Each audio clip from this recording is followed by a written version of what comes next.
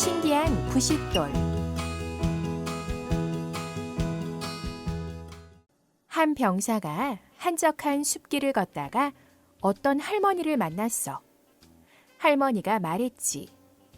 용감한 병사여, 내 부탁 하나 들어주겠나? 할머니는 바로 옆에 있는 커다란 나무를 가리키며 말했지. 이 나무 구멍 아래로 들어가면 긴 복도가 있다네. 복도 끝에는 방 3개가 있고 방마다 이상하게 생긴 개들이 상자를 지키고 있지. 하지만 겁먹을 필요 없어. 이 앞치마를 개들 앞에 깔면 개들이 얌전해질 게야. 상자 안에 있는 것은 다 가져도 돼. 단 마지막 방에 있는 부싯돌만 가져오게. 할머니는 병사의 몸에 밧줄을 묶고 앞치마를 주었어. 병사가 밧줄을 타고 나무 아래로 내려가자 정말 긴 복도가 나왔어. 복도 끝 첫 번째 방을 열고 들어가자 눈이 그릇만큼 큰 개가 상자를 지키고 있었지. 병사가 앞치마를 깔자 정말로 개가 얌전하게 그 위에 앉았어. 상자 안에는 동전이 가득 들어있었지. 병사는 가방에 동전을 담았어. 두 번째 방 안에는 눈이 수레바퀴만한 개가 상자를 지키고 있었어. 병사가 앞치마를 깔자 이번에도 개가 앞치마 위에 얌전히 앉았지. 상자에는 은화가 가득했어. 병사는 가방에 동전을 꺼내고 대신 은화로 채웠어. 세 번째 방문을 열자 병사는 너무 놀랐어. 눈이 둥근 탄만큼 큰 개가 있었거든. 개는 상자 위에 앉아 병사를 무섭게 노려보았지. 병사가 얼른 앞치마를 깔자 이번에도 개가 얌전히 앞치마 위에 앉았어. 상자 안에는 번쩍번쩍한 금화가 가득했지. 병사는 가방에 있던 은화를 쏟고 금화를 담았어. 그리고 할머니가 부탁한 부싯돌도 챙겼지. 할머니는 밧줄을 당겨 병사를 올리고는 사악한 표정으로 말했어. 이제 내 할 일은 다 했으니 널 없애버리겠다. 사실 할머니는 못된 마녀였던 거야. 병사는 잽싸게 할머니를 쓰러뜨리고 부싯돌을 쥔 채 도망쳤지. 병사는 여기저기 다니며 어려운 사람들에게 금화를 나눠주었어. 그러던 어느 날 한 마을에서 높은 성을 보고는 지나가던 사람에게 물었지. 저 성에는 누가 살고 있나요? 아름다운 공주님이 계시죠. 전에 마녀가 공주님이 평범한 병사와 결혼할 거라고 했어요. 그 말에 왕께서 공주님을 저 성에 가두었답니다. 병사는 계속 다니며 사람들에게 금화를 나눠주었어. 시간이 지나 추운 겨울이 되었고 금화도 바닥났지. 병사는 갑자기 부싯돌이 생각났어. 맞아, 부싯돌이 있었지? 부싯돌로 불을 지펴 몸 좀 녹여야겠다. 병사가 부싯돌을 치자 불꽃이 일더니 눈이 그릇만한 개가 나타났어. 주인님, 무엇을 도와드릴까요? 병사는 깜짝 놀랐어. 하지만 우선 추위와 배고픔을 달래고 싶었지. 당장 뭐라도 좀 먹어야겠어. 그러려면 돈이 필요해. 그러자 개가 돈이 가득 든 자루를 주고 사라졌어. 병사는 신기해서 다시 부싯돌을 탁탁 쳤어. 이번엔 눈이 수레바퀴만한 개가 나타났어. 주인님, 무엇을 도와드릴까요? 병사는 문득 전에 들었던 공주 이야기가 생각났어. 높은 성에 갇혀있는 공주님을 만나고 싶어. 개는 쏜살같이 달려가 잠들어 있던 공주를 데려왔어. 병사는 높은 성에만 갇혀 지내던 공주에게 재미있는 이야기들을 들려주었지. 다음 날 공주는 왕과 왕비에게 간밤의 일을 이야기했어. 왕은 화가 나서 시녀에게 아무도 공주를 데려가지 못하게 잘 지키라고 명령했지. 병사는 다음 날 밤에도 개에게 공주를 데려오게 했어. 공주의 방을 지키던 시녀는 개가 공주를 데려가는 걸 보고 뒤따라갔지. 그리고 개가 들어간 집 문 앞에 표시를 하고 돌아와 왕과 왕비에게 알렸어. 왕의 명령을 받은 신하들이 병사를 잡으러 갔어. 그런데 어찌된 일인지 집집마다 문 앞에 똑같은 표시가 되어 있는 거야. 간밤에 공주를 성으로 데려다 주고 돌아오던 개가 그 표시를 보고 다른 집의 문 앞에도 모두 똑같은 표시를 해두었던 것이.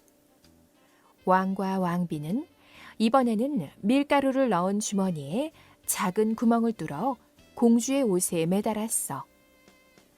다음 날 밤 공주가 지나간 자리마다 밀가루가 떨어졌지만 개는 그것을 알지 못했어. 병사와 공주는 시간 가는 줄도 모르고 즐겁게 이야기를 나누었지. 다음 날 아침 병사는 밧줄에 꽁꽁 묶여 왕과 왕비 앞에 끌려왔어. 감히 공주를 몰래 데려가다니. 저자를 당장 처형하라. 병사는 재빨리 부시도를 꺼내 탁탁탁 쳤어. 그러자 눈이 둥근 탄만한 개가 나타났어. 사람들은 이상하고 사납게 생긴 개를 보고 깜짝 놀랐지. 어서 나 좀 살려줘. 병사의 말에 개는 날카로운 이빨로 병사를 묶은 밧줄을 끊었어. 그리고 왕과 왕비에게 달려드는 순간 공주가 다급하게 외쳤지. 안 돼요. 저희 부모님을 살려주세요. 그래, 왕과 왕비를 해치지 마. 병사의 말에 개는 그대로 멈추었어. 왕과 왕비는 놀란 가슴을 쓸어내렸어. 어느새 서로를 사랑하게 된 병사와 공주는 왕과 왕비에게 결혼을 허락해달라고 부탁했어. 왕과 왕비도 그제야 마음을 열고 병사와 공주의 결혼을 허락했지. 그 이후 병사와 공주는 오래도록 행복하게 살았단다. 눈이 큰 동물이 시력도 좋을까? 동화 속 눈이 큰 개들은 눈이 큰 만큼 시력도 좋을까? 하지만 눈이 크다고 시력이 좋은 건 아니야. 눈의 크기와 눈의 한 부분인 수정체의 모양, 시각세포의 수등에 따라서 볼 수 있는 정도가 각각 다르거든. 동물 중에서는 새 종류가 다른 동물들에 비해 시력이 좋아. 머리는 작은 데 비해 눈이 차지하는 공간이 커서 시야가 넓기 때문이지. 동물 중에서 가장 눈이 좋은 동물은 타조야. 사람의 가장 좋은 시력을 2.0이라고 하면 타조의 시력은 25.0 정도란다. 타조는 4km 떨어진 곳에 사물까지 볼 수 있을 만큼 시력이 좋아. 타조는 눈 크기도 무척 커서 밖으로 드러난 눈 크기만 5cm에 이른단다. 하늘 높이 떠 있다가 먹이를 보면 바로 낚아채는 매와 독수리도 시력이 좋은 동물이야. 매의 시력은 9.0 정도이고 독수리의 시력은 5.0 정도란다. 매의 눈이 좋은 것은 눈에서 물체의 상이 맺히는 황반이라는 부분에 시각세포가 집중적으로 분포되어 있기 때문이야. 매의 황반에는 사람보다 5배나 더 많은 시각세포가 퍼져 있어. 게다가 매는 앞을 볼 때 사용하는 황반과 좌우를 넓게 볼 때 사용하는 황반 2개가 있지. 그래서 사람보다 4배에서 8배 정도 훨씬 넓은 영역을 볼 수 있단다.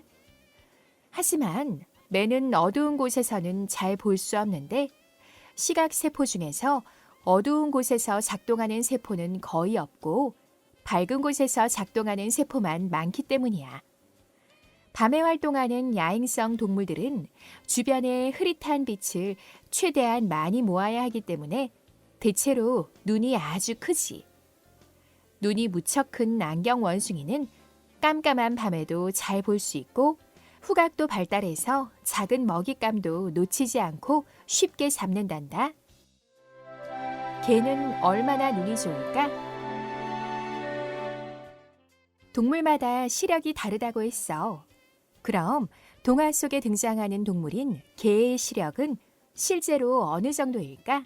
동물의 눈에 있는 시각세포 중에서 원추세포는 밝은 빛을 감지하고 색깔을 구분하게 해주는 세포야. 그리고 간상세포는 어두운 곳에서 흐릿한 빛을 감지하게 해주는 세포지.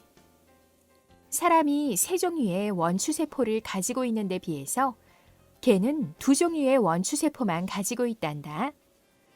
따라서 개는 시력이 좋지 않고 먼 거리의 물체는 거의 볼 수 없지. 잘 볼 수 있는 거리가 기껏해야 5m 정도야. 100m 정도 떨어지면 주인의 얼굴도 알아보지 못한단다. 사람의 기준으로 개의 시력을 측정한다면 0.2쯤 된다고 생각하면 돼. 또 개는 붉은색과 초록색을 구분하지 못하고 다른 색들도 흐릿하게 봐. 하지만 눈으로 볼 수 있는 범위, 즉 시야는 사람보다 넓어. 사람의 시야가 160에서 180도 정도라면 개는 200에서 300도 정도로 훨씬 넓지. 또 움직임을 금방 알아차리고 반응하기 때문에 100m쯤 떨어진 곳에서 일어나는 작은 움직임까지 금방 알아챌 수 있단다. 그런데 개의 종류에 따라 시력이 조금씩 다르긴 해. 어떤 종류는 물체를 더 또렷하게 보기도 하고 어떤 종류는 색깔에 더 민감하게 반응해.